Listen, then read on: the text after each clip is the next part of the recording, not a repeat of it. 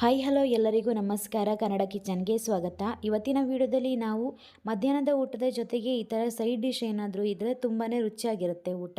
ಆದ್ದರಿಂದ ಇವತ್ತಿನ ವಿಡಿಯೋದಲ್ಲಿ ನಾವು ಬೆಂಡೆಕಾಯಿ ಡ್ರೈ ಫ್ರೈನ ಹೇಗೆ ಮಾಡೋದಂತ ನೋಡೋಣ. ಹಾಗೆ ವಿಡಿಯೋ ನೋಡ್ತಿರೋರು ಪ್ಲೀಸ್ ನಮ್ಮ ಚಾನಲನ್ನು ಸಬ್ಸ್ಕ್ರೈಬ್ ಮಾಡ್ಕೊಳ್ಳಿ, ಹಾಗೆ ಬೆಲ್ ಐಕಾನ್ನ ಕ್ಲಿಕ್ ಮಾಡಿ. ಬೆಂಡೆಕಾಯಿ ಡ್ರೈ ಫ್ರೈ ಮಾಡೋದಕ್ಕೆ ನಾನಿಲ್ಲಿ ಮೊದಲಿಗೆ ಒಂದು 1/4 kg ಆಗುವಷ್ಟು ಬೆಂಡೆಕಾಯಿನ ಚೆನ್ನಾಗಿ ತೊಳೆದಿಟ್ಕೊಂಡಿದ್ದೀನಿ. ಮೊದಲಿಗೆ ಬೆಂಡೆಕಾಯಿ ಎರಡು ಕಡೆ ಈ ಥರ ಕಟ್ ಮಾಡ್ಕೊಳ್ತಿದ್ದೀನಿ.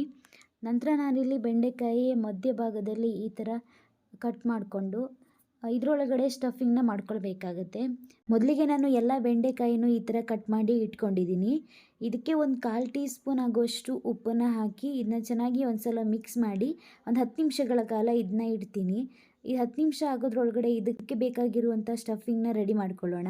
ಈ ಸ್ಟಫಿಂಗ್ನ ರೆಡಿ ಮಾಡ್ಕೊಳ್ಳೋದಕ್ಕೆ ನಾನಿಲ್ಲಿ ಮೊದಲಿಗೆ ಒಂದು ಫ್ರೈ ಪ್ಯಾನ್ನ ಇಟ್ಕೊಂಡಿದ್ದೀನಿ. ಇದಕ್ಕೆ 1 ಸ್ಪೂನ್ ಆಗುವಷ್ಟು ಎಣ್ಣೆನ ಹಾಕ್ತಿದ್ದೀನಿ. ಎಣ್ಣೆ ಸ್ವಲ್ಪ ಬಿಸಿ ಆಗ್ತಿದ್ದಂಗೆ ಅದಕ್ಕೆ ನಾನು ಇಲ್ಲಿ 4 ಬ್ಯಾಡಗಿ ಮೆಣಸನ್ನ ಹಾಕ್ತಿದ್ದೀನಿ. ನಾನಿಲ್ಲಿ ಖಾರಕ್ಕೋಸ್ಕರ 4 ಬ್ಯಾಡಗಿ ಮೆಣಸನ್ನ ಹಾಕ್ತಿದ್ದೀನಿ. ನಿಮಗೆ ಖಾರ ಜಾಸ್ತಿ ಬೇಕು ಅನ್ನೋದಿದ್ರೆ ಜಾಸ್ತಿ ಮೆಣಸನ್ನ ಹಾಕೊಳ್ಳಿ. ಹಾಗೆ 1 ಗಡ್ಡೆ ಬೆಳ್ಳುಳ್ಳಿ, 2 ಪೀಸ್ ಅಷ್ಟು ಶುಂಠಿ, ಅರ್ಧ ಸ್ಪೂನ್ ಅಷ್ಟು ಜೀರಿಗೆ, ಹಾಗೆ 1 ಸ್ಪೂನ್ ಅಷ್ಟು ಕೊತ್ತಂಬರಿನ ಹಾಕಿ ಇದನ್ನ ಲೋ ಫ್ಲೇಮಲ್ಲಿ ಇಟ್ಟು ಚೆನ್ನಾಗಿ ಹುರ್ಕೊಳ್ತೀನಿ. ಇದೆಲ್ಲ ಸ್ವಲ್ಪ ಘಮ ಬರೋ ತನಕನೂ ಇದನ್ನ ಹುರ್ಕೊಳ್ಬೇಕಾಗತ್ತೆ. ಇದೀಗ ಹುರಿದಾಗಿದೆ, ಇಷ್ಟ ಆದರೆ ಸಾಕು. ನಂತರ ಇದೆಲ್ಲ ಬಿಸಿ ಎಲ್ಲ ಸ್ವಲ್ಪ ತಣ್ಣಗಾದ ಮೇಲೆ ಇದನ್ನ ಒಂದು ಮಿಕ್ಸಿ ಜಾರ್ಗೆ ಹಾಕಿ ಅದಕ್ಕೆ ಒಂದು ಸಣ್ಣ ನಿಂಬೆ ಗಾತ್ರದ ಹುಣಸೆ ಹುಳಿನ ಹಾಕ್ತಿದ್ದೀನಿ. ಹಾಗೆ ಒಂದು 1/4 ಟೀ ಸ್ಪೂನ್ ಆಗುವಷ್ಟು ಅರಿಶಿನ, 1/4 ಸ್ಪೂನ್ ಆಗುವಷ್ಟು ಉಪ್ಪು. ನಾವು ಉಪ್ಪನ್ನ ಮೊದಲೇ ಬೆಂಡೆಕಾಯಿಗೆ ಹಾಕಿರೋದ್ರಿಂದ ರುಚಿ ನೋಡಿ ಉಪ್ಪನ್ನ ಹಾಕೊಳ್ಳಿ. ನಂತರ ಇದಕ್ಕೆ 2 ಸ್ಪೂನ್ ಆಗುವಷ್ಟು ನೀರನ್ನು ಹಾಕಿ ಈ ಥರ ತರಿತರಿಯಾಗಿ ರುಬ್ಬಿ ಇಟ್ಕೊಂಡಿದ್ದೀನಿ.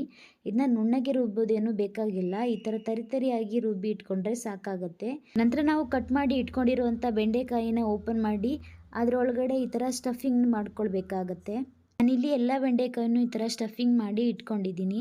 ಇದನ್ನ ನಾವು ಇಲ್ಲಿ ಫ್ರೈ ಮಾಡ್ಕೊಳ್ಬೇಕಾಗತ್ತೆ. ಫ್ರೈ ಮಾಡೋದಕ್ಕೆ ನಾನಿಲ್ಲಿ ಸ್ಟವ್ ಆನ್ ಮಾಡಿ ಒಂದು ಫ್ರೈ ಪ್ಯಾನ್ನ ಇಟ್ಕೊಂಡಿದ್ದೀನಿ. ಅದಕ್ಕೆ ಸ್ವಲ್ಪ ಎಣ್ಣೆನ ಹಾಕ್ತಿದ್ದೀನಿ.